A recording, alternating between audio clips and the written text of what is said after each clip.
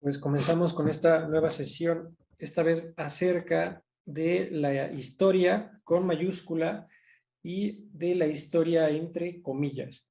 Hay otras clasificaciones que se suelen hacer acerca de esta palabra, pero hoy nos vamos a concretar únicamente a estos dos. Ya conforme vayamos avanzando, iremos explicando la importancia de cada uno de estos conceptos y, por supuesto, la diferencia, que es una diferencia abismal y además es una diferencia importantísima.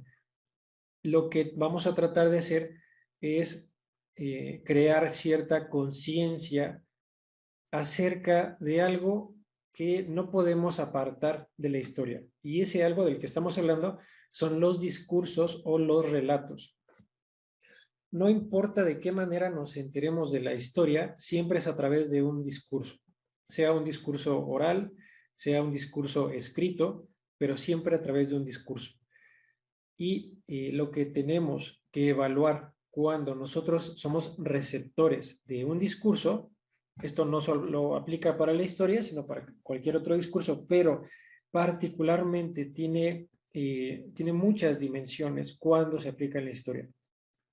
Y ese análisis del que no nos podemos apartar consiste en interrogarnos por lo menos acerca de dos cuestiones. Primero, ¿quién es el emisor de ese discurso? Y segundo, tenemos que cuestionarnos si los mecanismos o los medios de los que se está sirviendo ese emisor del discurso nos estarán llevando hacia la verdad o más bien nos estarán alejando de la verdad. Pues no existe término medio entre estas dos cosas que acabo de plantear. No puede ser, por ejemplo, a veces se usa mucho la frase de decir verdades a medias. Eso es algo muy coloquial, por no decir algo muy vulgar, porque siendo estrictos no existe la verdad a medias. Lo que pasa es que a veces cuando una persona dice algún discurso, con una persona transmite algún mensaje, en medio del mensaje puede haber cosas que son verdad y otros aspectos del mensaje que no son verdad.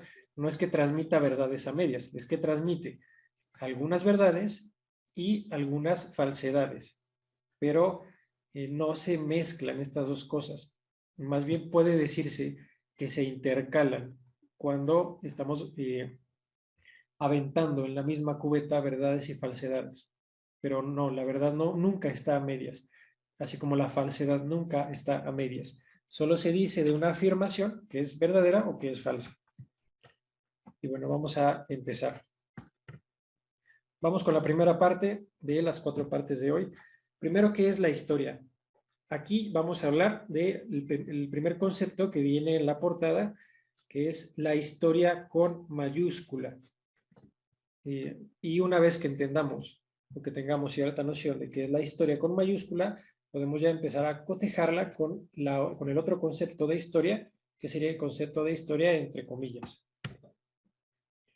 Para entender, por supuesto, de qué estamos hablando, vamos a remitirnos un poco a lo que significa esta palabra de lo histórico, porque se puede escuchar muchas veces cuando algún emisor de un discurso, sobre todo tratándose de asuntos de ciencias sociales, de asuntos de humanidades, de asuntos de filosofía o por supuesto de asuntos de historia, que claro, entra en la categoría de humanidades. Se escucha esta palabra, decimos o se dice que hay un personaje que es histórico, o se dice que un acontecimiento es histórico, incluso lo histórico se aplica a objetos. Este objeto o tal objeto es histórico. Bueno, a veces creemos que lo histórico significa que la cosa de la que estamos hablando, sea una persona, sea un acontecimiento, sea un objeto, marcó una pauta o marcó un hito en la historia y que vino a determinar todo un periodo, toda una época, y vino a cambiar los paradigmas o algún canon, pero no, ese es un uso también muy amplio, de alguna manera incorrecto y a veces hasta equívoco del término histórico, porque lo histórico simplemente significa que las cosas de las que estamos hablando o a las que estamos calificando como históricas pertenecen al tiempo. Esto quiere decir que cuando decimos, por ejemplo, personaje histórico, lo que se está señalando con eso es que este personaje o esa persona de la que se está hablando está sujeta al tiempo. Y repito, a veces se confunde porque creemos que histórico quiere decir simplemente muy importante dentro de la historia. No, histórico es simplemente que se encuentra ubicado dentro del tiempo. O, dicho de otra manera, lo histórico significa que estamos hablando de una persona, pero en cuanto a que esta persona es limitada porque está sujeta en el tiempo. O sea, que tiene un principio y que tiene un final. Entonces, estas dos cosas son las que vienen a demarcar los límites de esta persona en su sentido histórico o en su sentido temporal. Eso es lo histórico, lo que cambia y cambia porque el tiempo necesariamente cambia también. Por eso es importante saber a qué nos referimos con esta palabra. Y otras veces también vamos a poder entenderlo mejor cuando decimos que una acción es histórica o también, por ejemplo, cuando se habla de hay una corriente de pensamiento o más bien una perspectiva para mirar los acontecimientos que se llama perspectiva historicista. Esta se aplica sobre todo a la filosofía y a las ciencias sociales. El historicismo, que está basado en esta palabra de lo histórico, significa, más bien es una perspectiva que afirma que todas las cosas que el ser humano realiza están sujetas al tiempo, es decir, que tiene unos límites, y no solo límites, sino unas causas completamente temporales y completamente espaciales. Es como cuando decimos, no sé, por ejemplo, a una persona de una cultura donde les gusta comer a otras personas, bueno, pues eso se debe exclusivamente a una cuestión histórica. O sea, comen personas porque son individuos que nacieron en esta cultura concreta, en este lugar concreto y en este punto concreto de la historia. Ahora, aplicado a este ejemplo que acabo de mencionar, podemos decir que es cierto, todo eso es histórico, pero el historicismo es incorrecto porque no aplica lo histórico solo a lo que es histórico, sino que aplica lo histórico incluso a asuntos que no pertenecen a la historia porque no pertenecen al tiempo. Un ejemplo son los conceptos o las esencias que son universales. Y esos son los objetos de toda ciencia. Por ejemplo, cuando estudiamos no sé, el movimiento de algún astro, ese movimiento o la idea desde ahí, la pura idea del astro, es algo que no pertenece al tiempo porque no importa cuántas personas lleguen a existir a lo largo del tiempo o cuántas personas hablen de los astros, la idea en sí misma de astro no se va a acabar y no depende de mi cultura ni depende del lugar donde yo he nacido porque la idea de astro se forma desde el simple momento o con el simple hecho de que haya una inteligencia que tiene contacto con un evento, por ejemplo, el de observar algún cuerpo en movimiento. O sea, puede que esté sujeto a la historia mi encuentro con el astro. O sea, por supuesto que eso está sujeto a la historia. Pero la idea que yo me formo de ese objeto no está en la historia porque las ideas siempre son atemporales.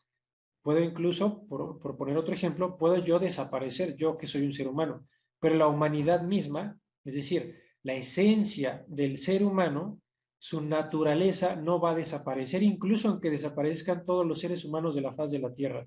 La naturaleza humana sigue existiendo. Bueno, eso es lo que queremos decir o a lo que nos referimos con la palabra histórico. La historia siempre refiere a esto, a lo histórico.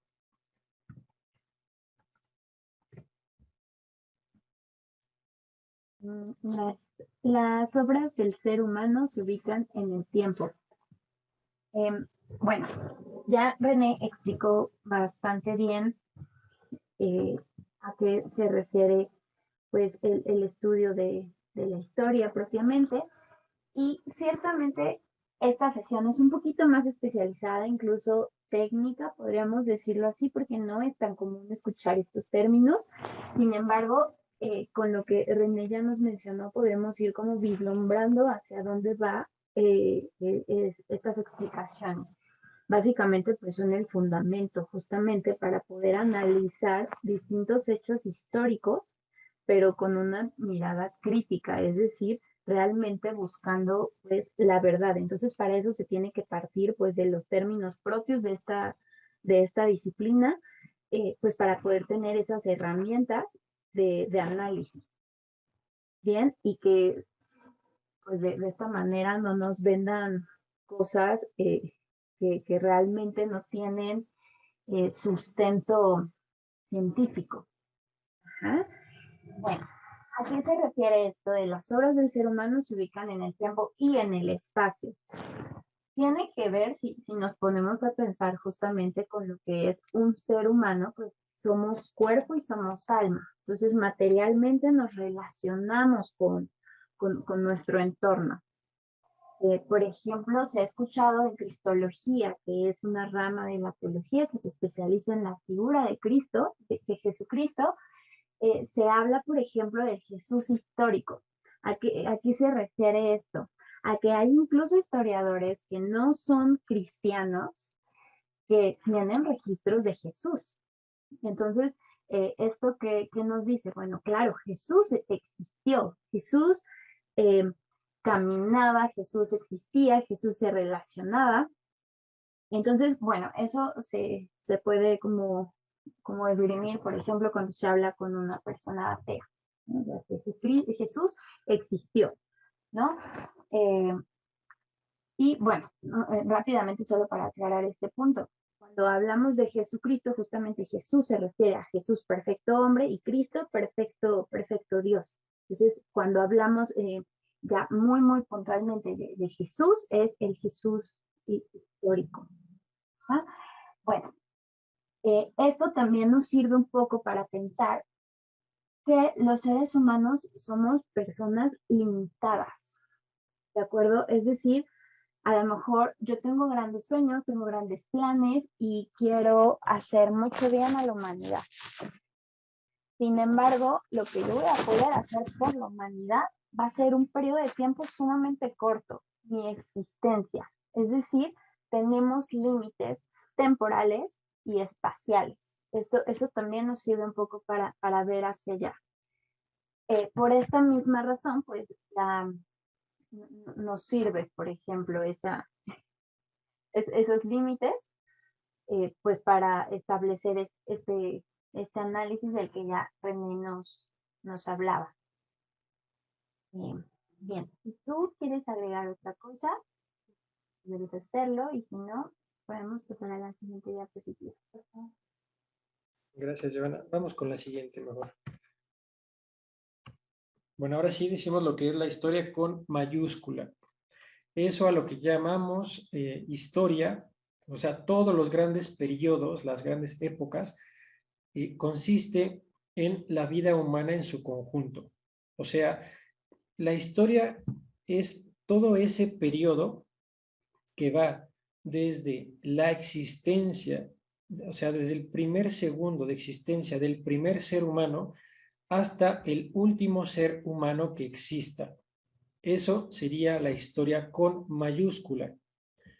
Esto luego lo vamos a distinguir también de otra historia, porque lo que hace que esto sea la verdadera historia, por eso historia con mayúscula, es no solamente el hecho de que el ser humano siempre va a estar sujeto al tiempo.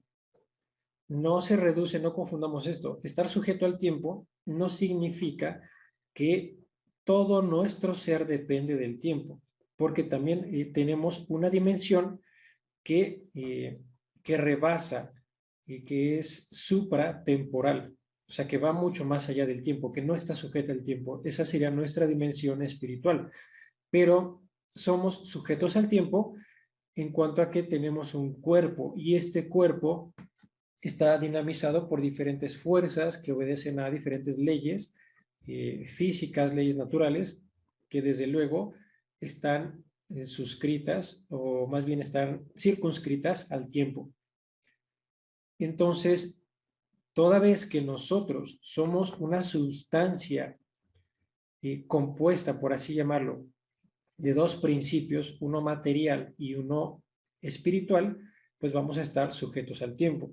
Ahora, ¿qué es lo importante de esto? ¿Qué es lo que hace a la historia? Entonces, lo que hace a la historia es el hecho de que el ser humano posee libertad. Y porque el ser humano posee libertad, desde ese momento en que existe el primer hombre o el primer ser humano hasta el último momento en que muera el último ser humano, todo ese periodo, la vida aquí en la Tierra estará determinada socialmente, ideológicamente, culturalmente, por nuestro libre albedrío. O sea que de alguna manera nosotros somos los agentes de la historia. Y somos los agentes porque nosotros estamos decidiendo hacia dónde vamos a llevar nuestra sociedad. Y eso lo podemos cotejar de manera de una manera mucho más acercada, como vista con un microscopio, cuando contemplamos nuestra propia vida individual. O sea, ya nuestra propia historia individual la hacemos de la misma manera, la vamos armando, la vamos construyendo a través de pequeñas decisiones que vamos tomando día tras día.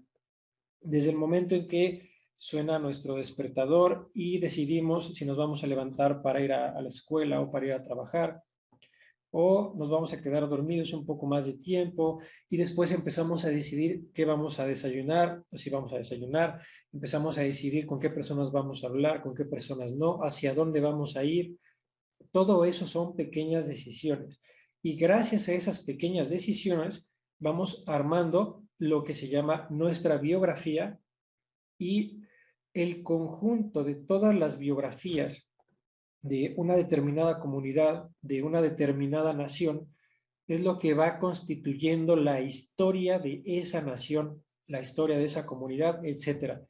No pensemos, porque muchas veces por cierta distracción solemos creer que estamos fuera de la historia, pensando que la historia únicamente consiste en lo que había mencionado hace rato, que la historia consiste solo en los grandes acontecimientos, en los acontecimientos que van a ser escritos en los libros.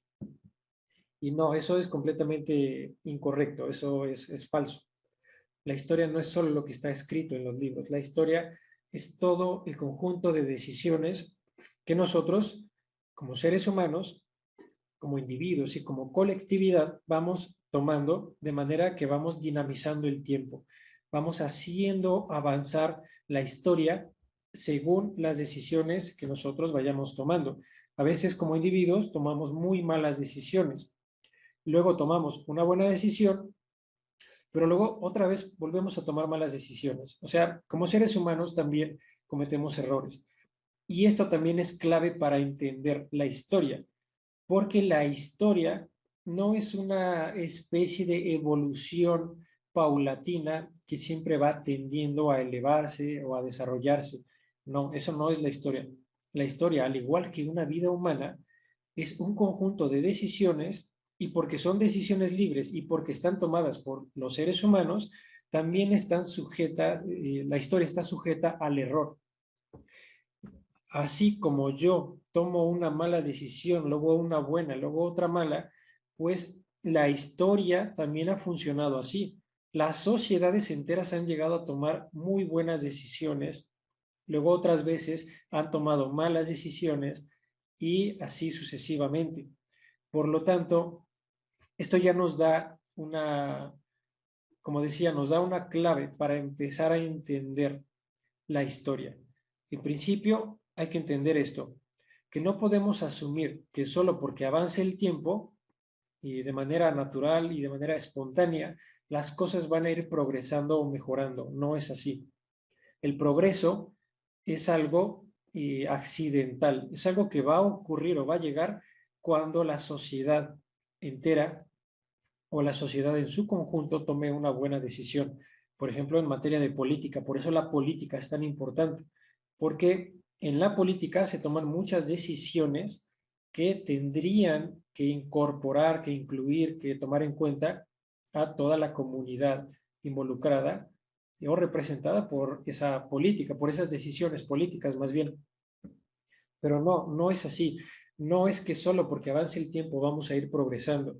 No debemos asumir eso, porque si asumimos eso, algún día, cuando nos encontremos en una época de la historia en donde las cosas estén orientadas por una muy mala decisión que como sociedad hayamos tomado, estaremos creyendo ingenuamente que es al revés.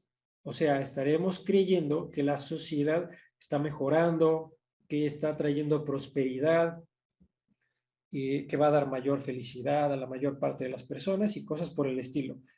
Entonces siempre hay que tener mucho cuidado con eso.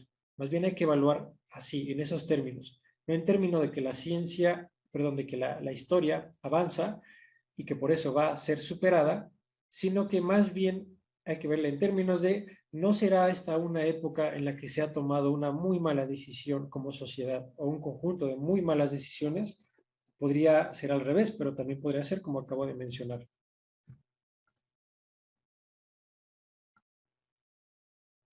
De acuerdo. La historia natural es distinta de la historia. ¿A qué nos referimos con historia natural? Pues es el movimiento de los seres naturales a través del tiempo. Aquí es importante señalar que el sentido de movimiento es cambio.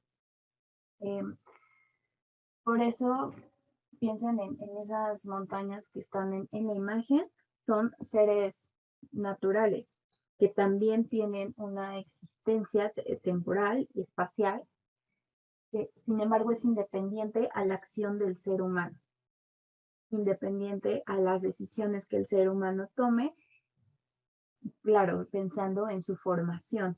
O sea,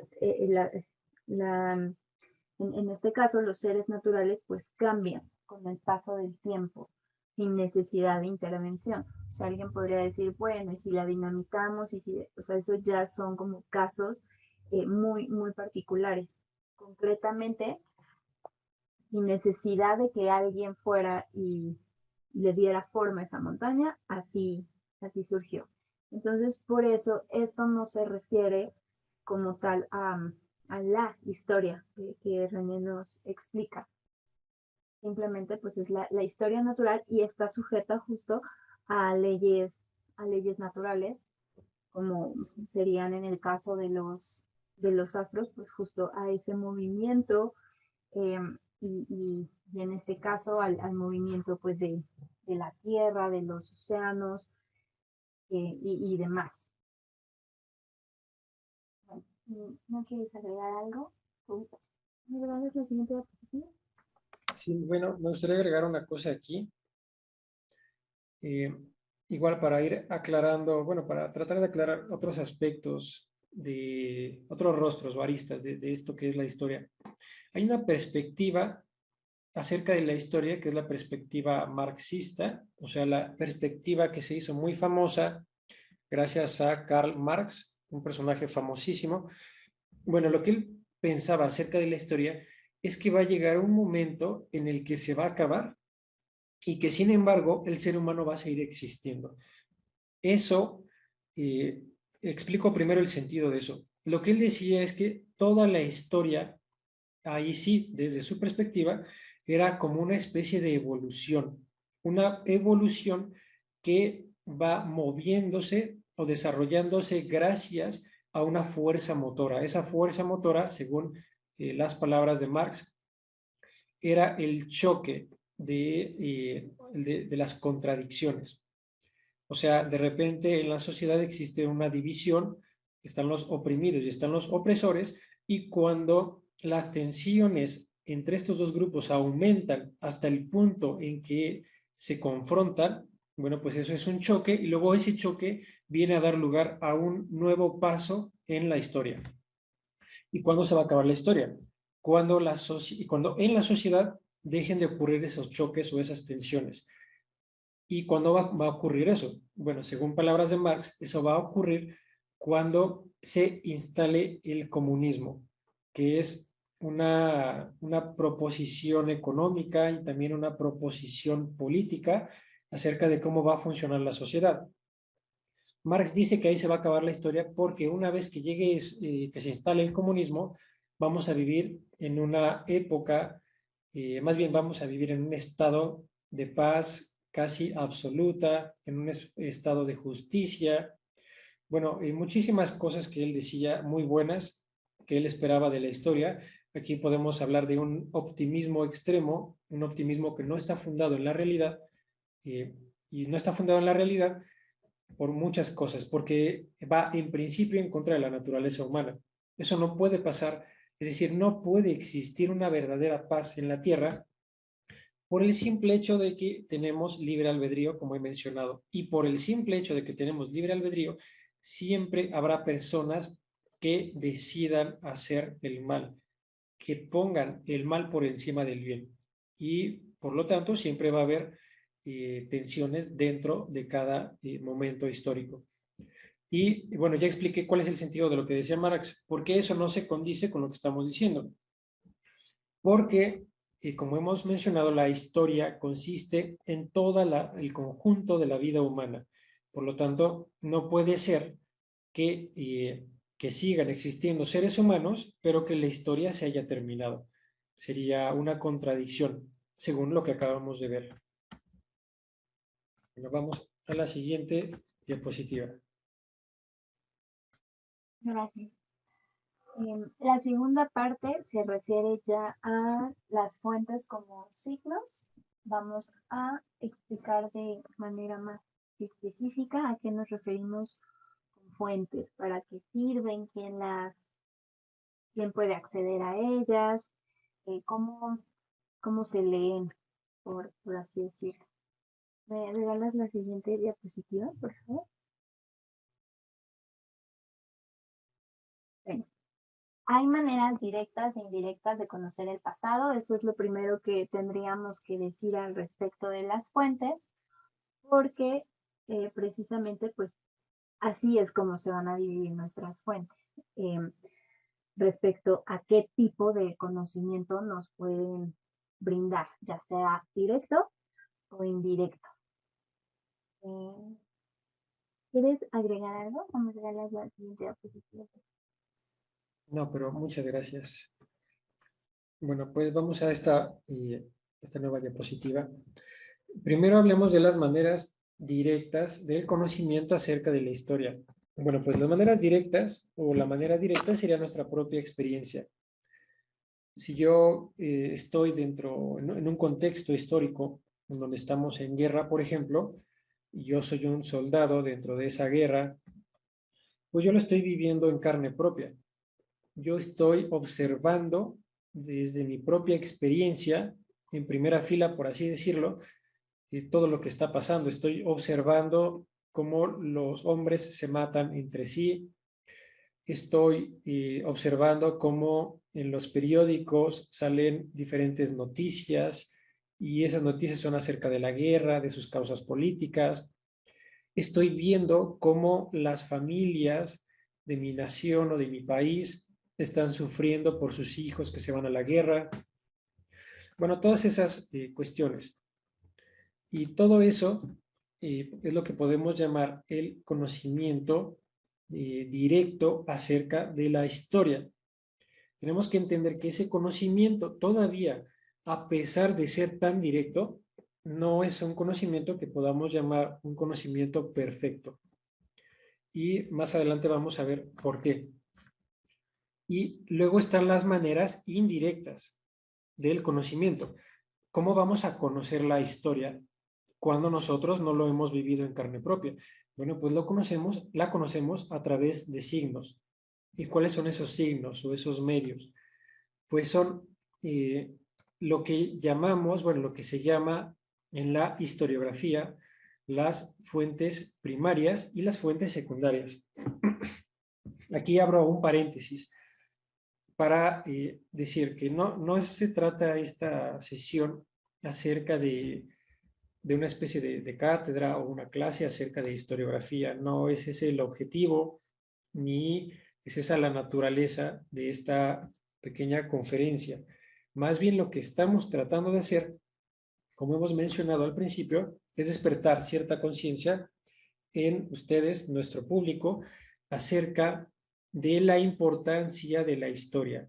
El ser humano no debe vivir sin preguntarse acerca de lo que ha pasado, de lo que ha acontecido, de cuáles son las causas de los nuevos movimientos sociales, las causas o los orígenes del pensamiento contemporáneo, de las políticas contemporáneas, del funcionamiento de nuestra economía, porque pues no siempre ha sido así.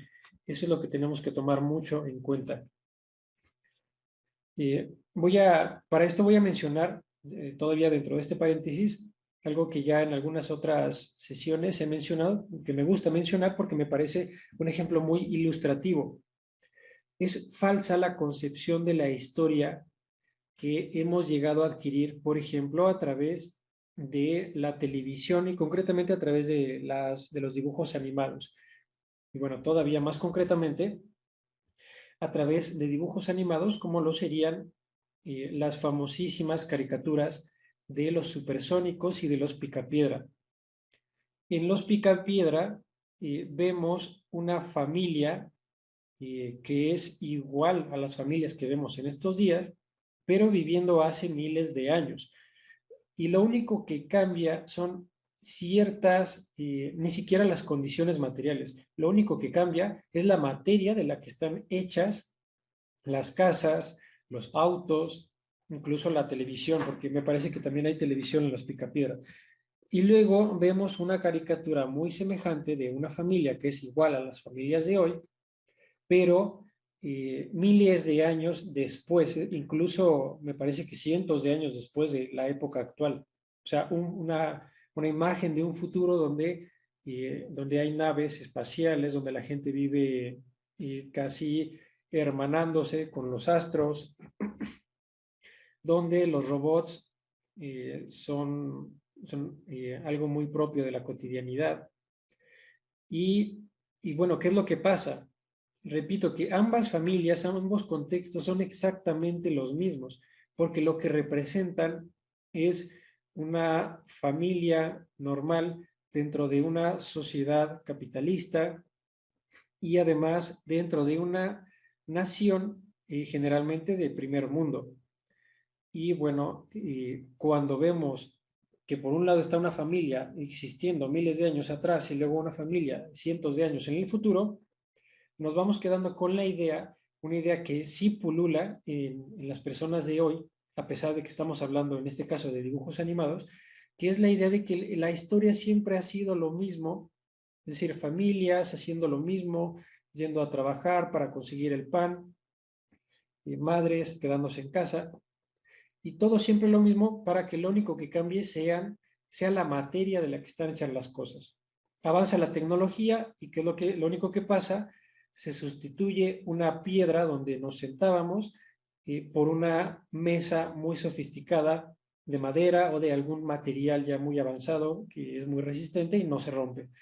Y ya, pero todo lo demás, por ejemplo, cuando hablamos de economía, cuando hablamos de relaciones internacionales, y sobre todo, cuando hablamos de cultura y de política, creemos que todo siempre ha sido lo mismo. Y no.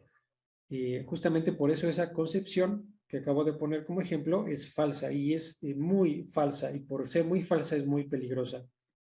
Porque nos aleja mucho acerca del interés que hay que tener acerca de la historia. No es cierto que las familias de antes eran así, no es cierto que la cultura era así, o la sociedad, o las políticas, y no es cierto que en el futuro van a ser iguales tampoco. Y eso que nos dice que por lo menos tenemos que poner atención en cuál es la política de hoy, cuál es la economía de hoy, cuál es la cultura de hoy, cuál es la concepción que hoy se tiene acerca del ser humano, que tampoco ha sido siempre igual. No siempre se ha creído que el ser humano es, por ejemplo, en estos días suele creerse mucho que el ser humano es un animal nada más, y que como animal tiene que desarrollar hasta las últimas consecuencias sus instintos y además de desarrollarlos tiene que dejarse llevar por ellos. Bueno, esa concepción es relativamente nueva, no siempre se ha tenido. Y ahora sí, cierro el paréntesis largo para continuar con esto de las fuentes primarias y secundarias. Las fuentes primarias es todo aquel vestigio, sí, sobre todo vestigio y principalmente vestigio material que existió en la época de la que nosotros vayamos a hablar en la época que nosotros queramos usar de referencia. Por ejemplo, si queremos hablar del Renacimiento, una fuente primaria del Renacimiento sería una pintura realizada en el Renacimiento o una obra arquitectónica construida en el Renacimiento, que todavía exista. O, por ejemplo, una biografía, una autobiografía de algún autor, algún artista que haya existido en esa época. Eso sería una fuente primaria. Y luego están las fuentes secundarias.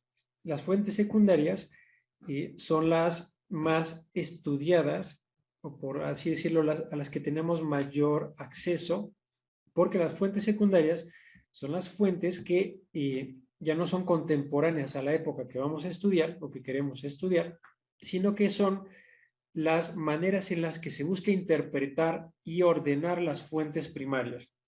Estamos hablando aquí principalmente de las obras de los historiadores, los libros de los historiadores, los libros o artículos donde ellos narran el pasado, lo narran por conocimiento de las fuentes primarias y además de narrarlo, le van dando una cierta interpretación.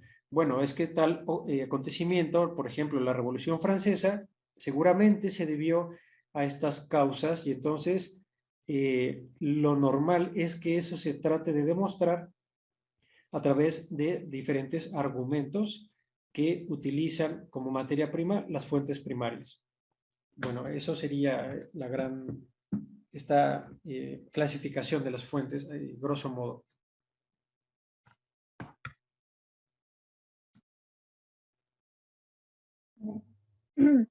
De acuerdo. Bueno, pues por su naturaleza, las fuentes primarias no cambian. Estas, es decir, pueden desaparecer, pueden destruirse, porque finalmente son materiales, están sujetas a un espacio y a una temporalidad, y pues pueden, pueden desvanecerse. Sin embargo, pues no va a cambiar lo que en realidad ellas eran si las situamos en ese tiempo. También por su naturaleza, las fuentes secundarias sí pueden llegar a ser diferentes, pueden cambiar e incluso ser contradictorias entre sí, porque precisamente, precisamente porque las interpretaciones pueden ser distintas según cada persona. Entonces, a eso se refiere con que las fuentes secundarias pueden llegar a ser contradictorias entre sí. ¿Y de dar la siguiente diapositiva, por favor?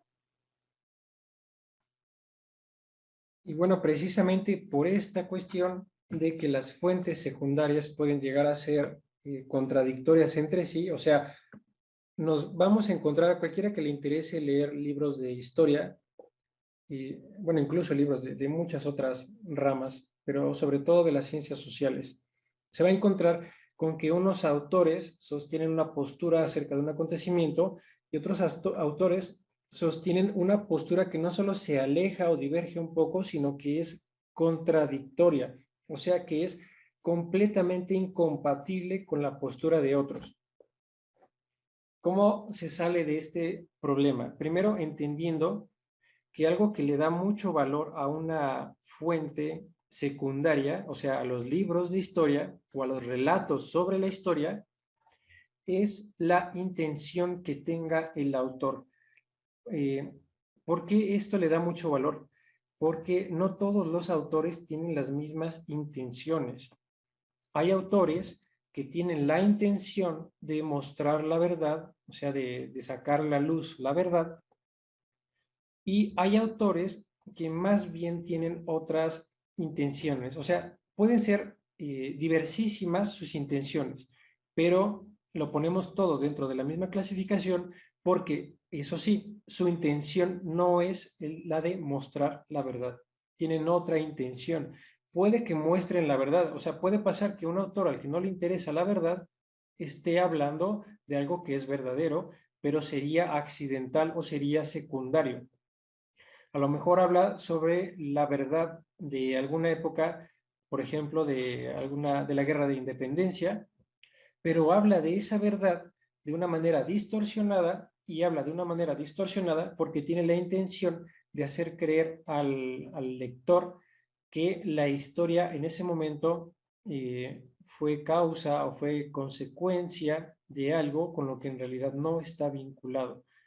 Y, y bueno, eso es muy importante considerarlo en esto de las fuentes secundarias porque a veces cometemos el error, por lo menos cuando empezamos a acercarnos a los libros de historia, el error de creer que los libros, por el simple hecho de estar ya publicados por una editorial reconocida, ha pasado ya por un conjunto de filtros que le garantizan al público que ese libro que tiene en sus manos está diciendo la verdad.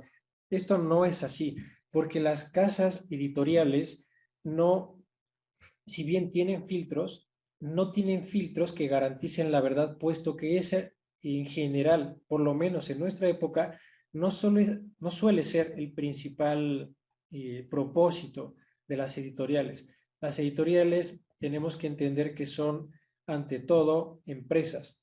Y como empresas, su funcionamiento está sujeto al capital, es decir, a las ganancias.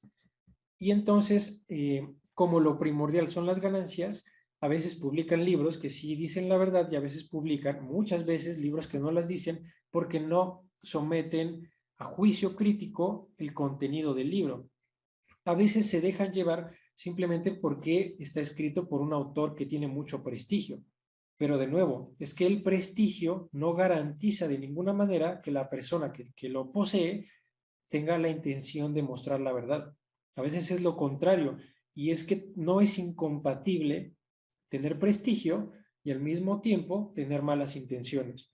Por lo tanto, este criterio debemos aplicarlo también a los libros. Que tengamos un libro ya impreso por una editorial famosa no garantiza que ese libro me vaya a decir la verdad. Por eso le da mucho valor a una fuente que su autor sí haya tenido esa intención. Luego hay otro asunto. ¿Cómo yo voy a saber si un autor tiene esa intención o no la tiene? Bueno, ahí es donde entra la crítica. Y la crítica, aunque sí es algo que queremos, de lo que queremos hablar aquí, algo que queremos promover, no es algo que podamos enseñar nada más en una sesión, no es algo, no es ni siquiera el tema principal de esta sesión. El tema principal es que tenemos, eso sí, que hacer un esfuerzo por ser críticos, pero no podemos enseñar en esta sesión cómo ser críticos. Por lo menos sí hay que decir que la crítica consiste en cotejar las cosas con la verdad a través de la razón. Y esto pues ya nos abre una puerta que es la de siempre utilizar nuestra razón cuando nos acercamos a un libro. Porque aunque nosotros no seamos autores, aunque no seamos historiadores, aunque no tengamos un título, por ejemplo, un título de grado académico, no por eso estamos incapacitados para razonar. Y al revés, no por tener un título de grado académico estamos ya capacitados o facultados para usar bien la razón, porque ambas cosas son accidentales entre sí. No siempre vienen, no vienen más bien necesariamente juntas.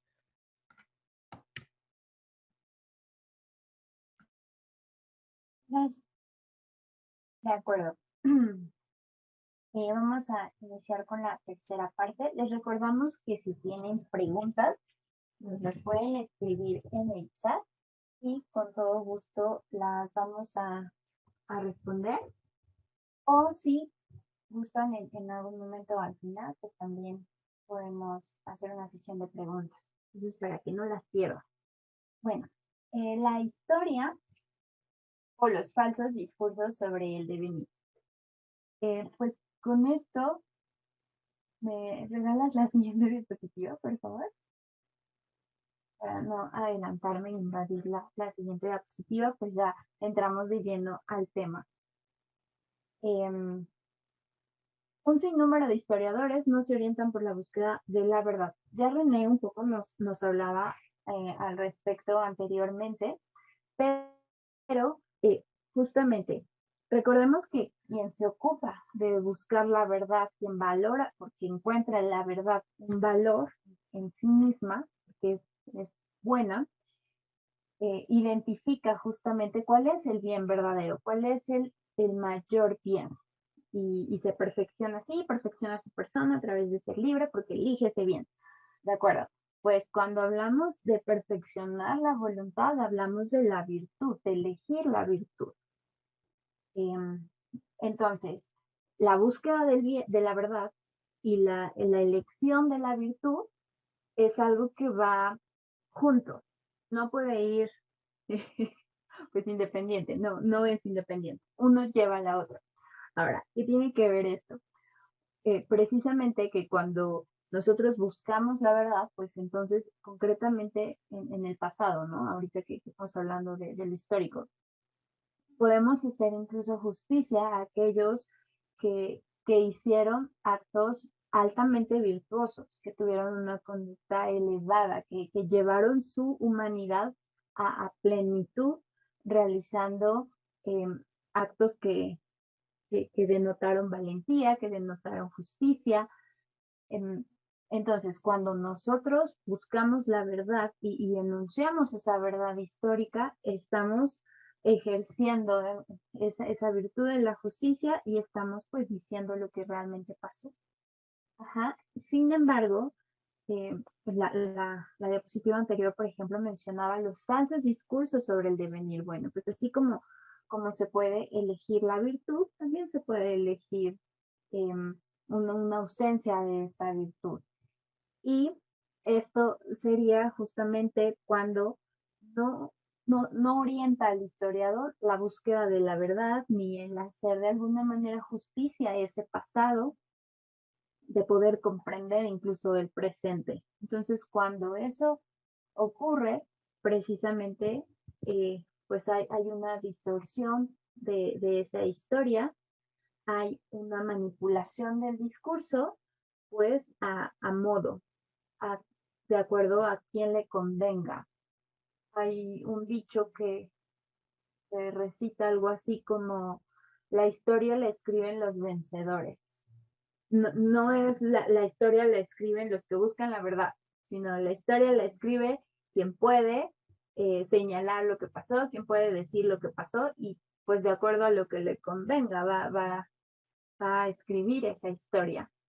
Entonces, un poco eso es lo que queremos hacer ver, que precisamente si nosotros no tenemos estas herramientas por pues discernir justamente primero pues esta intención, esta búsqueda de la verdad, de conocer lo que realmente pasó, de comprender nuestra realidad. Si primero tenemos eso y vamos adquiriendo las herramientas, entonces pues vamos a poder distinguir cuando nos está relatando alguien que en realidad no está buscando esta verdad. De lo contrario, pues vamos a ser uno más de la masa manipulable que no conoce su pasado y por lo tanto en gran parte pues no comprende su presente.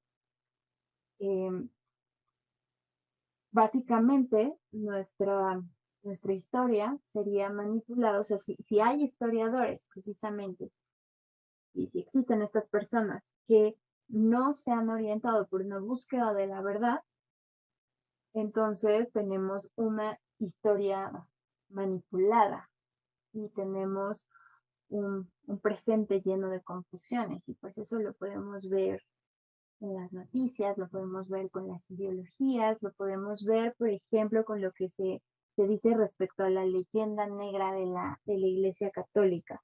O sea, para conocer algo, para juzgar algo y para ser crítico, pues hay que conocer eso que se critica. si no, no hay manera en la que se pueda emitir un juicio verdadero. Entonces, lo que respecta a la leyenda negra de la iglesia, pues justo solo inflan los datos, mencionan cosas que en realidad no corresponden a la iglesia, por ejemplo, o sea, a la agencia que tenía la iglesia sobre esos acontecimientos, por ejemplo, la Inquisición. Eh, se menciona que la Inquisición era tremendamente cruel y era un medio del que se valía la iglesia para castigar a todos los que no creían en Dios, ¿no? Hemos escuchado eso, es un discurso bastante conocido.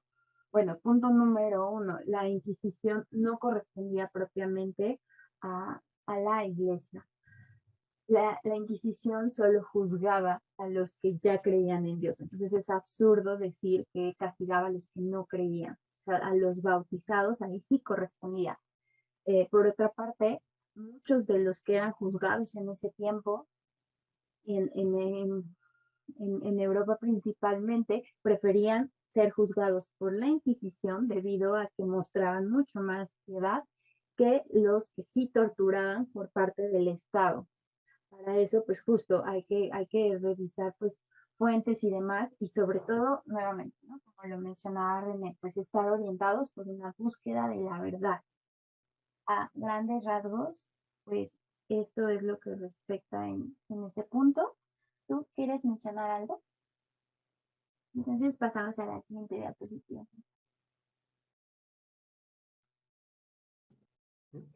Bueno, muchos autores, como ha mencionado Giovanna, han llegado a ser detentores por motivos políticos. ¿Qué es un detentor? Una persona es una detentora cuando se adjudica o se atribuye algún cargo, algún título o alguna facultad sin poseer las características necesarias para poder tener ese cargo o facultad, etc. Eso es un detentor. Podría decirse que es una especie de usurpador. Bueno, pues cuando hablamos de detentores, nos referimos a historiadores y sí, sobre todo a historiadores, pero también a filósofos. Es decir, muchas personas se han hecho llamar historiadores o se han hecho llamar filósofos cuando en realidad no tienen las características necesarias para hacerlo. ¿Por qué? ¿Cómo podemos llamar historiador a alguien que no tiene ningún interés por la historia, sino que tiene interés por hacer relatos ficticios acerca del pasado? Eso no es historia, esos son relatos ficticios acerca del pasado. Por lo tanto, no en sentido más estricto, en sentido verdadero, no es un historiador quien no tiene la menor intención de hacer eso, de mostrar la verdad sobre el pasado, de investigar la verdad sobre lo que ha ocurrido, sobre cuáles han sido las reales causas del pensamiento contemporáneo, de la cultura, de los movimientos políticos, de las guerras. Bueno, lo mismo pasa con los filósofos. Muchos autores se llaman a sí mismos filósofos solo porque tienen intereses filosóficos, pero no puede ser filósofo tampoco alguien que no busca la verdad. En materia de filosofía, lo más importante, es decir, lo que hace al filósofo, es orientarse por el deseo de encontrar las causas últimas de todas las cosas. O sea, ¿cuál es ese orden al que pertenecen y al que obedecen todas las cosas que existen? Y principalmente las cosas más importantes, como sería la naturaleza humana, como sería la vida, la muerte, como sería, por ejemplo, el sentido de toda la historia. Cuando nos encontramos con un autor que ni tiene respuesta para esto, ni tiene intención o que no tiene intención para encontrar esas respuestas o para darle respuesta verdadera a esas cuestiones, entonces ahí tenemos a un detentor.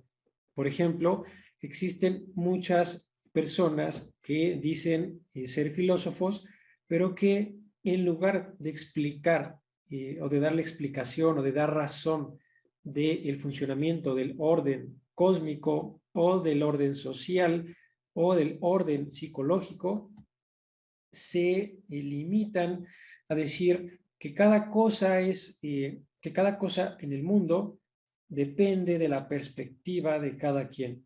Entonces, lo que yo quiera pensar en materia de política va a ser correcto, lo que yo quiera pensar en materia de moralidad es correcto o de ética, lo que yo quiera pensar incluso sobre la historia y sobre todo su sentido, sobre todo el sentido y la dirección del devenir, pues también es cosa de cada quien. Es muy mi asunto, es muy mi opinión si yo quiero pensar que la historia tiene un sentido o quiero pensar que no la tiene.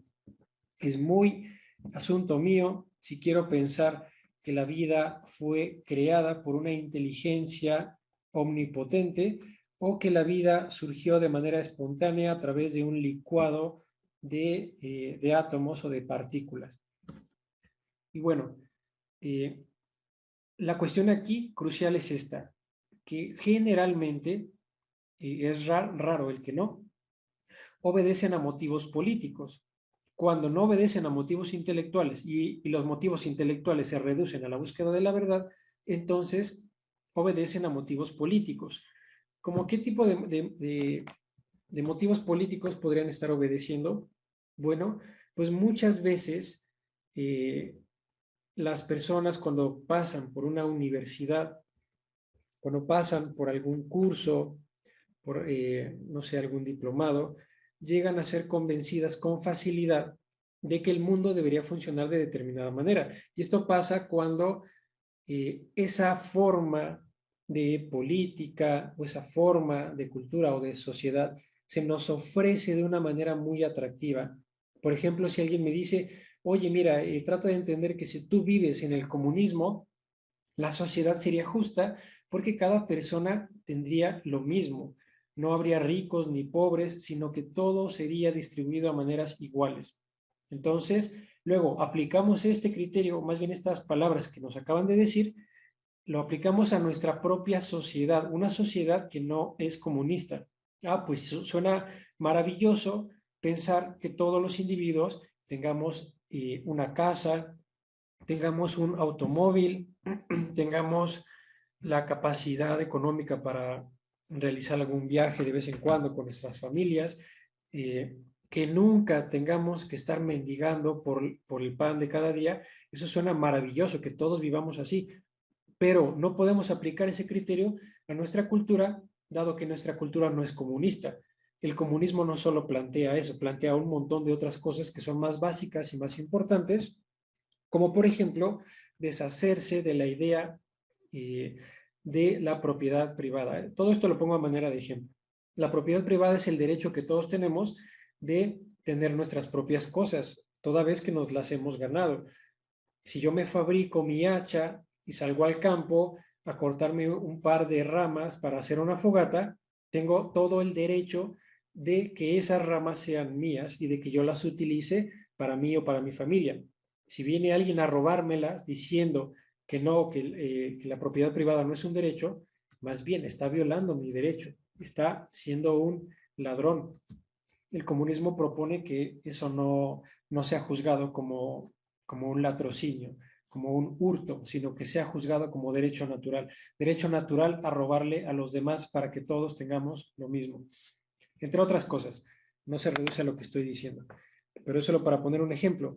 Y entonces, cuando muchos autores han pasado por universidades, cursos o diplomados o alguna otra plática y han sido convencidos de que es decir, sin tener un conocimiento profundo del asunto, se han convencido de que esa es la manera en la que todos debemos vivir, pues muchas veces escriben ya con el título de filósofos o historiadores o algún otro grado académico, escriben libros o artículos no con interés de buscar la verdad, sino con el interés de defender esa postura que les parece atractiva, sin siquiera investigar a profundidad o conocer a detalle en qué consiste esa postura.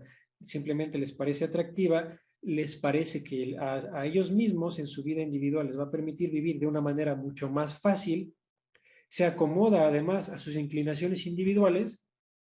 Si a mí, por ejemplo, me gusta la borrachera, me encanta irme a embriagar con mis amigos el fin de semana, y alguien me dice que existe un tipo de matrimonio donde la mujer debe someterse al hombre y debe permitirle hacer eso y además se lo debe aplaudir, irse de ebrio con sus amigos los fines de semana y hasta golpearla, bueno, pues entonces pues voy a defender esa causa o esa postura porque se acomoda muy bien con mis gustos. Y bueno, más o menos así es como funciona esto de los detentores por motivos políticos. O sea que no es que todos los libros sean confiables, no es que todos los relatos acerca de lo que es el ser humano y acerca de lo que es la historia han sido ciertos. Y por desgracia, la mayoría de las veces no han sido ciertos. Eso tenemos que tomarlo muy en cuenta. No debemos seguir viviendo con la creencia de que todo lo que nos dicen los libros o los grandes intelectuales o todo lo que provenga de una universidad es cierto solo por provenir de una universidad. Porque los filtros para encargarse de que la verdad sea transmitida o buscada no existen. O sea, por lo menos no se aplican en esas grandes instituciones.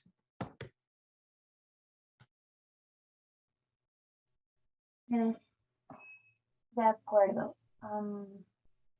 Los planes ilegítimos de la oligarquía fracasarían si no se enteráramos de la verdad.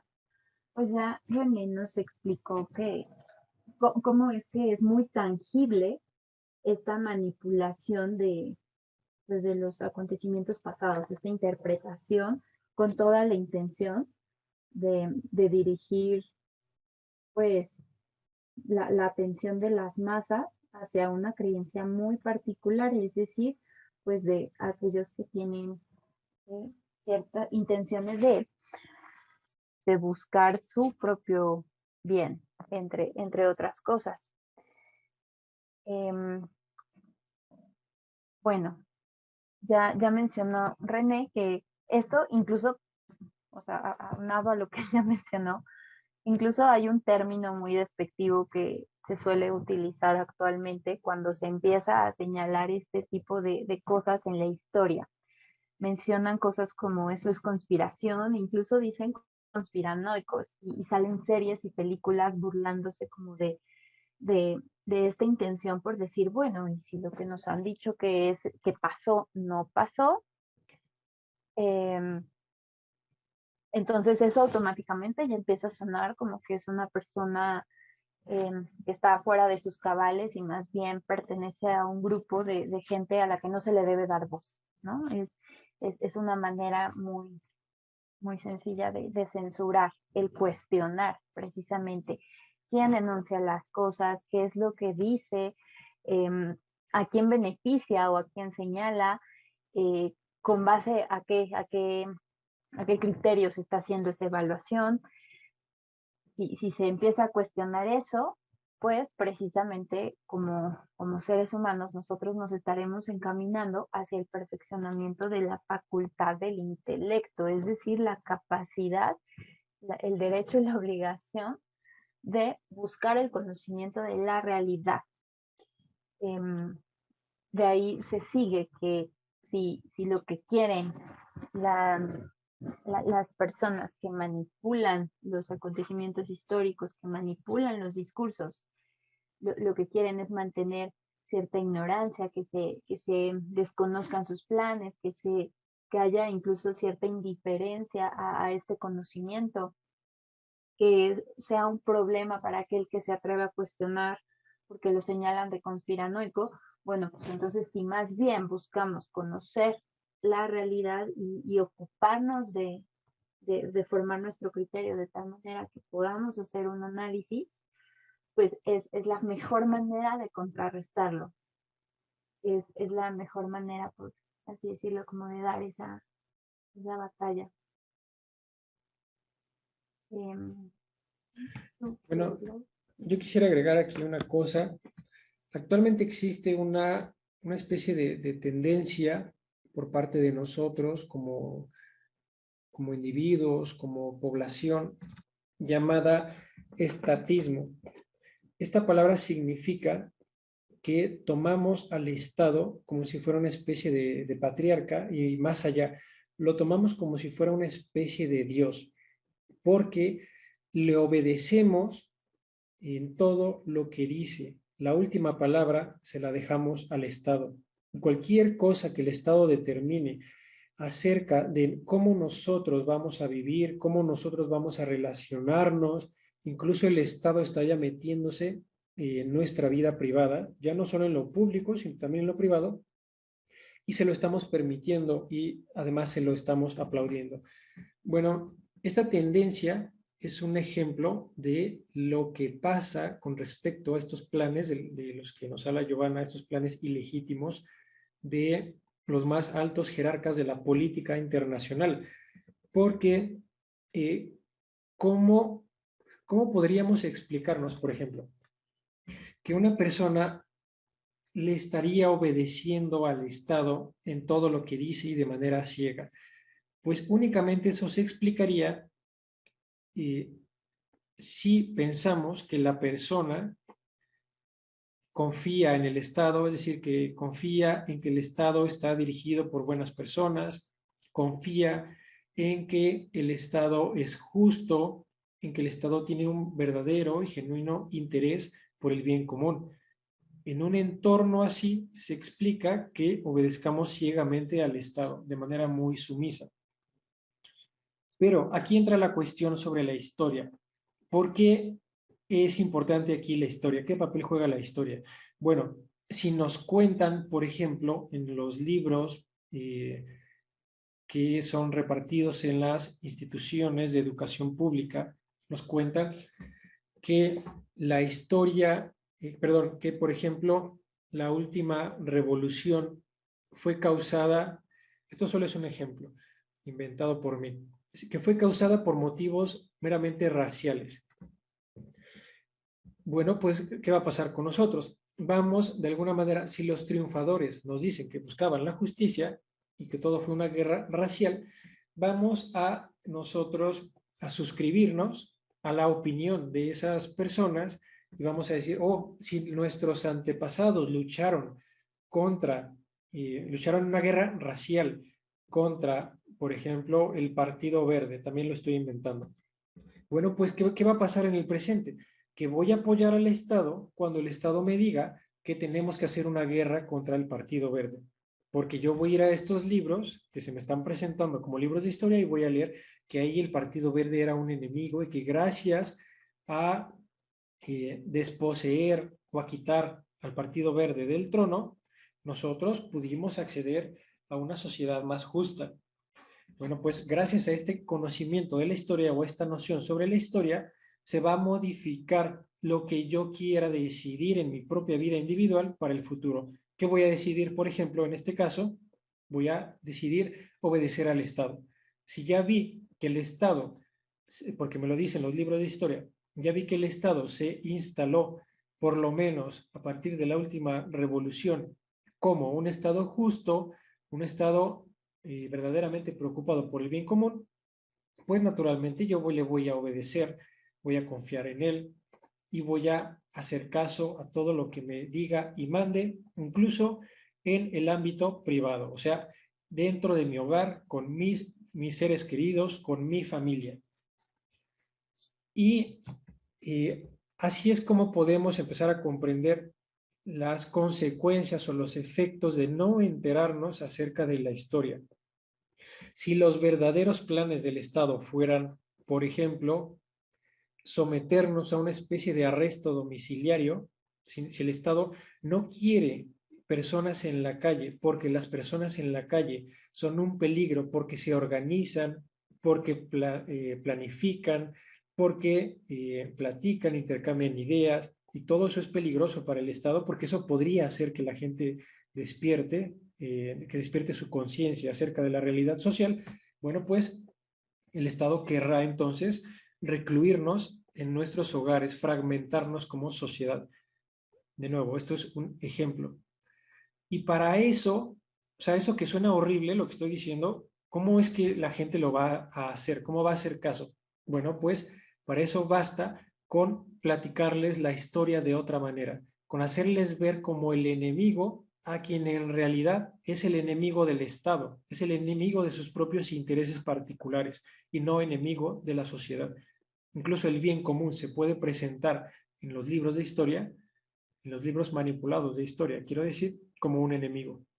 Y bueno, el bien común obviamente no es un enemigo. El bien común es lo que todos debemos buscar. Si queremos un poco de paz, si queremos justicia, si queremos lo mejor para nuestras familias. Y Perdón, ¿me regalas la diapositiva anterior? Solo voy a hacer un comentario, bueno, un par de comentarios.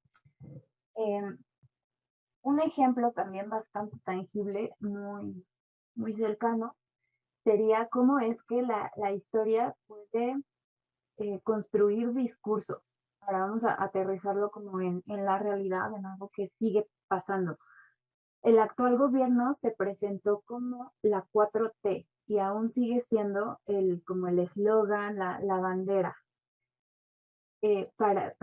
Bueno, ¿a qué corresponde esto de la 4T? Eso ya es un discurso. Se está adjudicando que en México ha habido 3 transformaciones y que este gobierno tiene la capacidad de obedecer a esos 3 discursos e incluso provocar un cuarto cambio. La primera transformación, o sea, y se va viendo cuál es el discurso hacia el que va, sería la independencia en 1810, la segunda T sería en la Revolución Mexicana y la tercera T sería las leyes de reformas. La 4T sería pues este gobierno de Morena. Entonces, ese es un ejemplo de cómo la historia se puede utilizar, cómo la interpretan ellos y cómo, pues, para ellos fundamenta su discurso.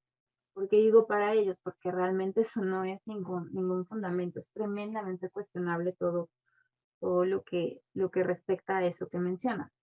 Y por otra parte, hay autores que ya han trabajado sobre estos temas, que tienen, pues que dedican su tiempo a justamente sí buscar la verdad. Y entonces cuando uno los lee, cuando les escucha, realmente no suena nada loco apuntar a que sí hay una manipulación tanto de hechos históricos como de los discursos actuales con fines políticos para mover masas. Un buen ejemplo sería Cristina Martin. Tiene varios textos al respecto de lo que estamos diciendo. Como ya lo mencionó René, no nos es posible pues brindarles en este momento todas las herramientas y explicarles y profundizar más. Sin embargo, quienes quieran hacerlo por su cuenta, Cristina Martin tiene muy buenos textos. Ahora sí, de mi comentario. Gracias. Vamos con la siguiente diapositiva. Entonces, ya nos había hablado Giovanna de algún ejemplo de estas maquinaciones que tienen la intención de hacernos creer un pasado distinto para mover nuestras obras en el futuro, más bien en el presente, para tener el futuro que ellos quieren. El ejemplo de la Inquisición, o en general el ejemplo de todas las llamadas leyendas negras de la Iglesia. La Iglesia, para quienes no lo sepan, es una obstrucción, es una enorme piedra en el zapato para el Estado, porque la Iglesia es una institución espiritual que tiene la facultad y tiene de hecho la potestad de ayudar a los individuos a encontrar la verdadera felicidad. Esa es, entre otras, la tarea de la Iglesia. Y claro, para encontrar la felicidad es necesario encontrar la verdad, es necesario conocer, amar la ciencia, es necesario razonar, es necesario amar el bien y amar la verdad y la belleza. Ahora, cuando hay planes malévolos, planes muy malos, siempre van a ir contra la verdad, contra la belleza y contra el bien. Y como quien más defiende, es decir, en todo el globo, quien más defiende estas 3 cosas es la Iglesia, naturalmente la Iglesia va a ser esa enorme piedra en el zapato. porque es una piedra en el zapato que les puede abrir los ojos a esas personas a las que se quiere manipular.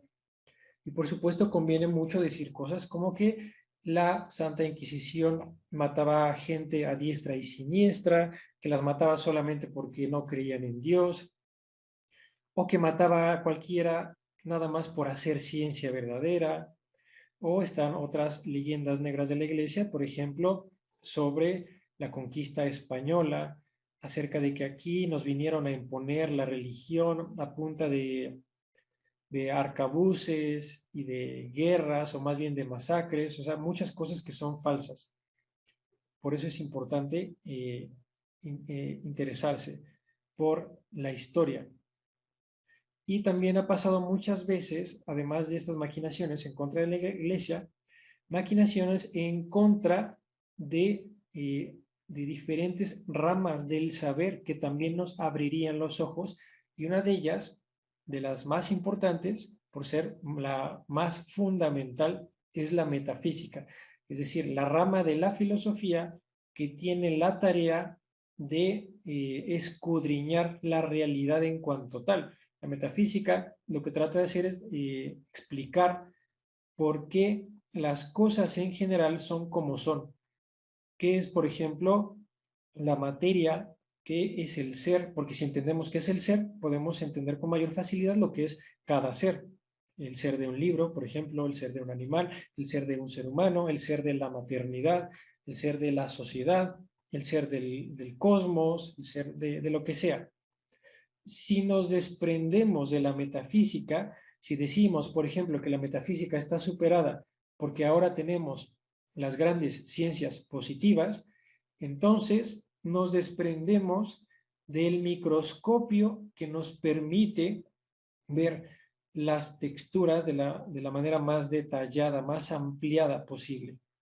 Y claro, cuando se nos quita la metafísica, con la metafísica se va también al basurero una cierta parte de nuestra capacidad para razonar adecuadamente. Y eso también es algo que ha pasado dentro de las ciencias naturales y dentro, por supuesto, de la filosofía. Y con el interés de echar abajo muchas de las ideas que provienen, por ejemplo, de una concepción teológica, pues muchos escritores han hecho un arduo esfuerzo por hacer libros acerca de las ventajas de dejar atrás a la metafísica sin jamás hacer una sola demostración de por qué la metafísica debería quedar fuera. Eso no lo hacen. Y bueno, yo al menos les puedo decir que con mucho esfuerzo he tratado de encontrar libros, leer autores que demuestren que la metafísica está superada, y lo único que hacen es negarla, nunca demuestran nada. Es como si alguien me dijera, oye, quiero dialogar contigo, y yo solo me tapara los oídos y le dijera, no, no, no, no oigo, no oigo, soy de palo, ¿no? Por ejemplo, y decirle, no, no, no, lo que dices estás mal. Y entonces me da una demostración, me da un argumento, me vuelvo a tapar los oídos y solo le digo, no, no, no, estás mal. Solamente estoy negando, no estoy demostrando nada. Eso es lo que pasa con la mayoría, si no es que con todos los libros que intentan dejar afuera las ramas del saber que nos permitirían desarrollar con más facilidad nuestra capacidad crítica. Gracias. Bueno, antes de pasar a esta cuarta y última parte, yo debo pedir disculpas por mi error. Cronológicamente, pues primero fueron las leyes de reforma y después la revolución. La revolución es la 3T. Y la autora es, su nombre completo es Cristina Martin Meli. Ahora sí, el, el, el vértigo histórico.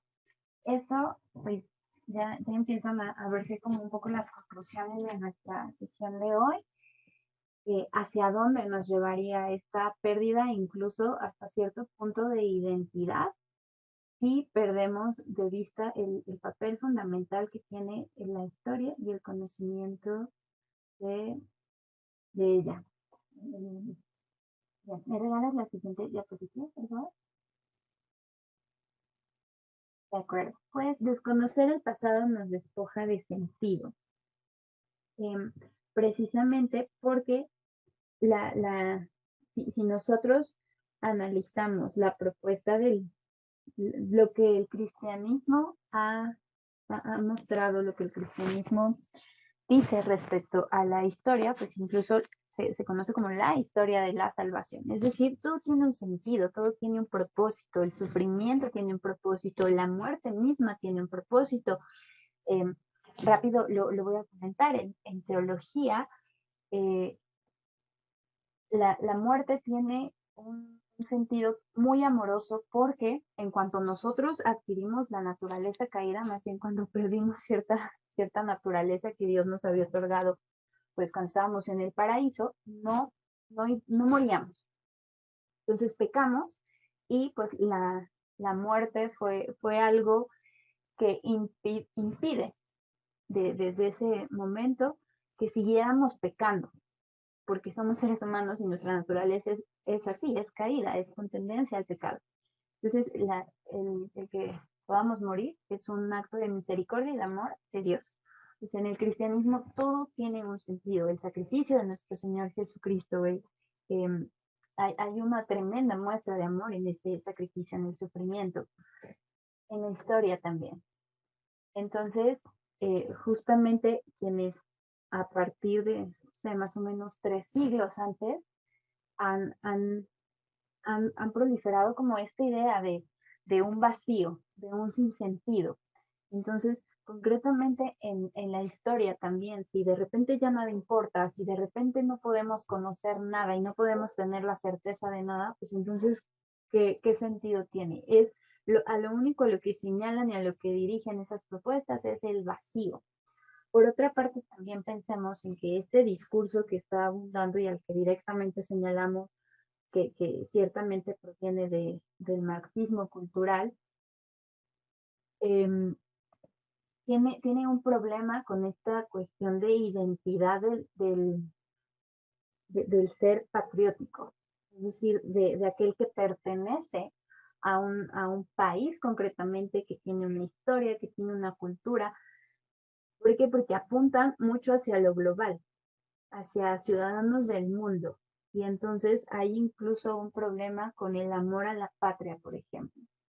Siendo que la patria, pues, es lo que en gran parte nos da identidad porque eh, tiene una cultura propia. Eh, entonces, pues justamente no estamos situados en un vacío, en una nada, porque decir todos somos de todas partes es lo mismo que decir pues nadie tiene nada, nada más que lo dicen distinto y pues quienes se pierden como de este panorama respecto a buscar la verdad, así lo procesan, ¿no? Más bien así lo reciben, así lo asumen. Entonces, pues estamos tratando de hacer ver cuál es la importancia de conocer tanto la identidad y pues ciertamente nuestra identidad como seres humanos que pertenecemos a una humanidad. Cuanto más con los cristianos, la Biblia dice hay que saber dar razón de la fe. Bueno, pues también en el sentido histórico, aunque a lo mejor jamás nos haya gustado la historia, pues es necesario saber de historia para saber defender, pues que la iglesia y la Inquisición, su relación estuvo así. Sí, y solo sí, pues si nos ocupamos de forjar ese criterio y también tener los argumentos, pues para poder señalar en dónde estamos parados, parte de qué somos. Entonces, nos da sentido, nos da identidad, no porque sea algo romántico que suene bonito, es porque así es. ¿Quieres agregar algo? ¿Me regalas la idea? Ahora, ignorar la historia no solamente nos despoja de sentido. O sea, si yo no sé cuál es el sentido de la historia, no sé cuál es el sentido de mi sociedad. Si yo pienso que mi sociedad no tiene sentido, pues mucho menos mi vida individual. Me voy a deprimir, me puedo convertir en una mala persona y me va a dar igual, porque no hay ningún sentido.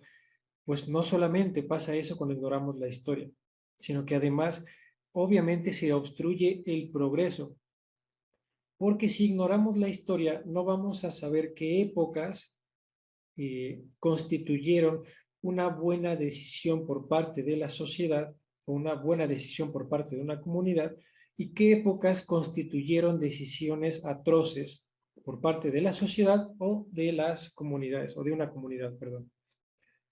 Y si no lo sabemos, no vamos a conocer los errores del pasado, por lo tanto, no vamos a saber en dónde se encuentra la solución de los errores del pasado. Y más bien nos hacemos completamente vulnerables o proclives a cometer los mismos errores o a cometer errores mucho peores. Si no entendemos, por ejemplo, aquí en esta imagen, si no entendemos el significado de la existencia de Jesús histórico, no vamos a encontrarle ningún significado tampoco a Jesús como un Cristo, como un Mesías. Y si no le encontramos ningún sentido a eso, es decir, no me estoy refiriendo a que nos guste o que nos atraiga ese discurso. Estoy hablando acerca de conocer, de verdaderamente conocer, objetivamente conocer.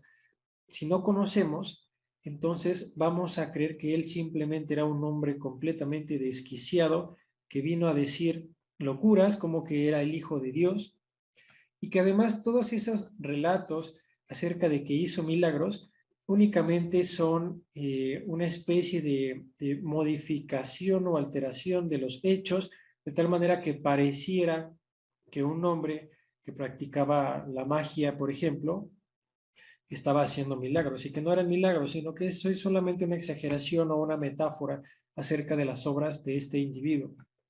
Ahora, si no sabemos eso, si creemos que era un loco o que era un gran maestro ascendido o algo por el estilo, entonces vamos a creer, es un ejemplo también, que cualquier individuo de la actualidad puede llegar a convertirse en lo mismo que Jesús era, en un gran sabio, en un gran maestro ascendido o algo parecido, y entonces no le estaremos aportando ningún bien o ninguna partícula de progreso a nuestra sociedad, puesto que es un error que ya se ha cometido muchas veces, es decir, pensar, por ejemplo, que no existió el Jesús histórico o pensar que el Jesús histórico era un loco. Y consecuencia de ese error, por supuesto, es desconfiar de la iglesia. Y desconfiar de la iglesia, por supuesto, es desconfiar de todo lo que viene de ella.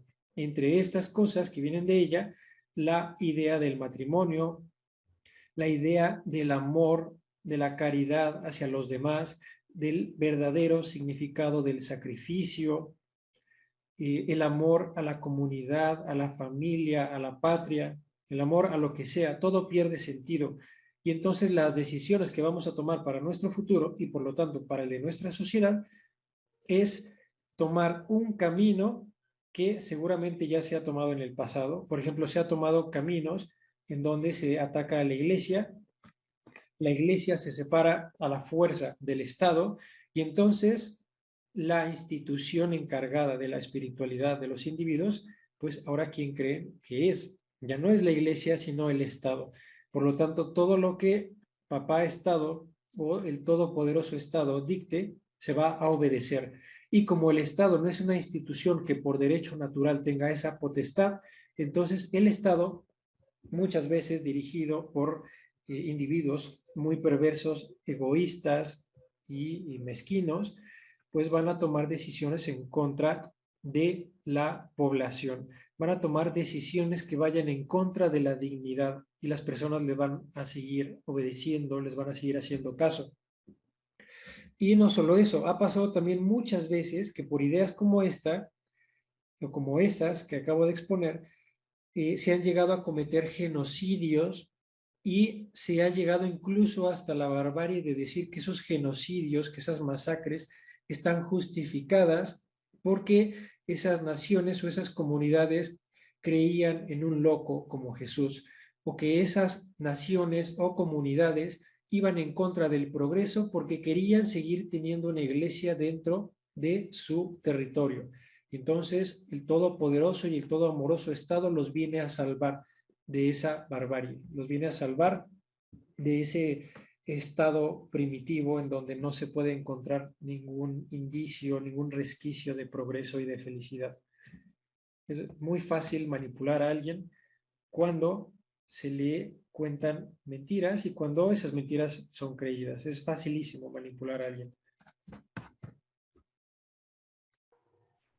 ¿Me regalarías la diapositiva anterior otra vez, por favor? Yo voy a mencionar cosas súper rápidas al respecto. Nuevamente con este tema del cristianismo. Conocer también la historia, pues nos va a permitir comprender que lo que está ocurriendo actualmente no es nuevo. Un papa, yo me disculpo, no recuerdo exactamente el nombre, pero decía que la modernidad es la mayor de las herejías, la madre de las herejías.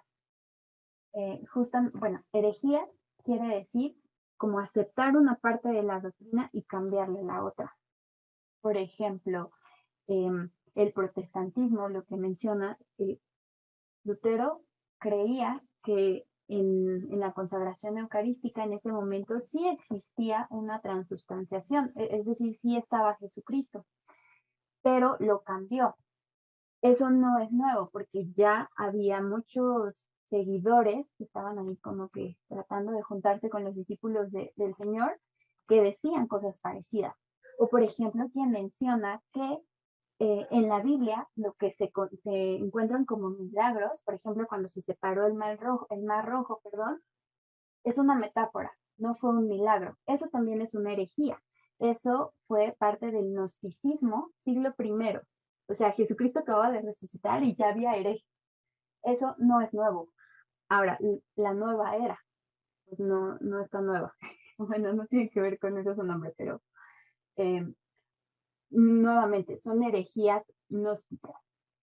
Entonces, la teología de la liberación es otro ejemplo para decir, ok, si no conocemos el pasado, cualquiera que tenga un poquito de lenguaje complejo sin búsqueda de la verdad, va a poder decir lo que sea. Que si no comprendemos bien de dónde venimos, cuál es el sentido, nos van a vender lo que quieran, como la teología de la liberación, que nuevamente es otra herejía, acepta una parte pero rechaza otra. Entonces, pues también esa es como la importancia de conocer parte de nuestra historia y concretamente pues saber defender la tradición de la que provenimos y pues por la cual muchos han dado su vida en el martirio, por ejemplo. Bueno, el desprendimiento de la comunidad y de la tradición nos hace egoístas y vulnerables. Nuevamente, podemos hacer referencia como algo que suena mucho cuando dicen algo así como ser pro vida, defender la dignidad de la vida humana, es estar del lado correcto de la historia. Nuevamente, si lo vemos en perspectiva histórica, pues justamente se han podido distinguir cuando las personas han tomado malas decisiones y eso ha impactado incluso en el rumbo de su país. Por ejemplo, en el siglo pasado, en la década, después de la Segunda Guerra Mundial, pues los hombres, los padres de familia se iban a la guerra. Muchos que regresaron completamente traumatizados, pues por lo que implica la guerra, y durante la guerra las mujeres tenían que salir a trabajar. Entonces teníamos hijos solos. Se tuvo por primera vez hijos solos. ¿Qué vino después de eso? De tener hijos solos, de tener familias que se tenían que separar. Bueno, pues vino, por ejemplo, esta época donde la rebeldía se pronunciaba como lo máximo, como lo más cool, que incluso surgió el rock and roll, así surgió. Después de esa época, como estilo de vida de los más rebeldes, después de que había hijos solos, debido a una tragedia como la Segunda Guerra Mundial. Después de eso, años 50, 60, tenemos la llamada revolución sexual. Es decir, ¿qué pasa si se deja a los hijos solos? Pasan cosas malas, hay distorsiones. se les vende lo que sea, lo que quieran, como, o sea, desde la revolución sexual tenemos justamente esta idea de el matrimonio es una cadena, el matrimonio no te va a dejar disfrutar de tu vida sexual con quien quieras. Desde esa época tenemos estas ideas que ahorita están, siguen, eh, pensámoslo como floreciendo, por así decirlo, como se están viendo los frutos podridos. Entonces hay que aprender de la historia. Si actualmente se deja a los niños educar por las redes sociales, si se deja educar por la televisión, bueno, pues los resultados van a ser muy, muy similares paralelamente a lo que tuvimos después de la Segunda Guerra Mundial, que seguimos viendo las consecuencias. Entonces, pues es importante estar conectados con la historia, estar bien aterrizados, porque eso también nos da, como ya lo decía hace ratito, un sentido de pertenencia, un sentido de identidad, y estar conectado con la realidad, pues también implica incluso en la caridad, en la comunidad, en ver al otro, en poder saber que justamente se están hablando a lo mejor de datos y de millones de personas, pero tienen nombre y tienen rostro y son personas en algún lugar. ¿Quieres agregar algo? ¿No? Bueno, ya casi vamos a empezar con su sesión de preguntas para que nos sigan sus preguntas. Ya merito. Bueno, terminamos con esta diapositiva. La sociedad se ha olvidado de Dios arrojándose a sí misma al abismo. Claro, cuando creemos en relatos sobre la historia, donde se nos muestra a la iglesia como el enemigo por antonomasia de la humanidad, dejamos de lado todo lo que nos diga la iglesia, sobre todo a Dios. Y es lo que ha pasado. Ahora la sociedad cree que puede vivir sin Dios o que puede vivir con Dios, pero Dios servido en una bandeja de plata, servido al gusto, es decir, adoptar las partes de la religión que más me gusten, que más me convengan, y no solo de la religión, por ejemplo, cristiana, sino de cualquier religión de Oriente, del hinduismo, del taoísmo, del budismo, de cualquier cosa. Y entonces nos servimos un poquito de esto, un poquito de aquello y todo lo que me agrade y me guste, y así es como voy a vivir con Dios en mi vida. O de plano, olvidarme completamente de Dios y existir como si Dios no lo hiciera, como si Dios no existiera. Una forma de hacerlo es vivir siempre conforme con nuestros propios gustos. Voy a hacer lo que me gusta y voy a dejar de hacer lo que no me gusta. Voy a hacer lo que me ponga contento y voy a dejar de hacer lo que me pone contento. Y si sacrificarme por un familiar no me pone contento, no lo voy a hacer. Si darle mi amor a la mujer a la que digo amar no me pone contento, pues tampoco lo voy a hacer. Entonces voy a salir a buscar lo que me ponga contento. Me pone contento, por ejemplo, ir a fiestas, me pone contento acostarme con una y otra mujer, me pone contento las drogas, me pone contento olvidarme de mi familia, porque mi familia siempre me está diciendo qué hacer, siempre me está indicando cómo vivir. Entonces, pues voy a dejar a mi familia porque me está estorbando. Eso es lo que se hace cuando la sociedad se olvida de Dios. ¿Y en qué terminamos? En cosas como las que tenemos actualmente, en ideas o concepciones donde el ser humano ya no figura como lo más importante de esta tierra. Tal es el caso de de esa moda que consiste en que ahora las madres tanto han dejado a un lado la idea de su propia dignidad y de la dignidad de los otros, que creen que tienen el derecho de asesinar a sus propios hijos, siempre y cuando estén dentro del vientre, porque estando dentro del vientre creen que es parte de su cuerpo y por tanto que tienen el derecho de asesinarlo, incluso como si el ser humano tuviera el derecho de hacerle lo que sea a su propio cuerpo. No tenemos ni siquiera ese derecho, tanto vale nuestro propio cuerpo que no tenemos derecho a maltratarlo, no tenemos derecho a mancillarlo, no tenemos derecho, por ejemplo, a quitarnos la vida, eso no es un derecho. Podemos hacerlo si queremos, eso es parte de nuestro libre arbitrio, tenemos esa capacidad, pero no tenemos ese derecho. No es lo mismo poder hacer algo que deber hacer algo. No debemos confundir. Y ahora ya no se reconoce el valor del ser humano, no se reconoce su dignidad, no se reconoce, por tanto, cuáles son las vías correctas para llegar a nuestra felicidad, para llegar a la justicia social, para la instauración de la paz, para el desarrollo de nuestra inteligencia, para el desarrollo de la ciencia, para la instalación de una justa economía. Ya ni siquiera sabemos cuánto valen los animales ni las plantas. Ahora existe algo, por ejemplo, como el ecologismo, que dice que tanto vale un animal como un ser humano, que tanto vale una planta o un árbol como un ser humano, o a veces incluso más. Ya nuestra sociedad está tan arrojada al abismo que ahora se ve como algo criminal matar a un perro o a un toro, pero no como algo criminal matar a un ser humano. O sea, que una mujer mate a su hijo ya no se ve como algo criminal. Y bueno, cosas peores van a ocurrir toda vez que la sociedad siga desconociendo en qué consiste la historia, o sea, cuáles son los eventos que han ocurrido antes, quiénes son los verdaderos héroes que se han sacrificado para la justicia. Ya eso no lo sabemos, ahora creemos que los héroes son cobardes o villanos y que los que sí fueron villanos, cobardes y despiadados son héroes. Bueno, con eso terminamos la exposición y voy a detener.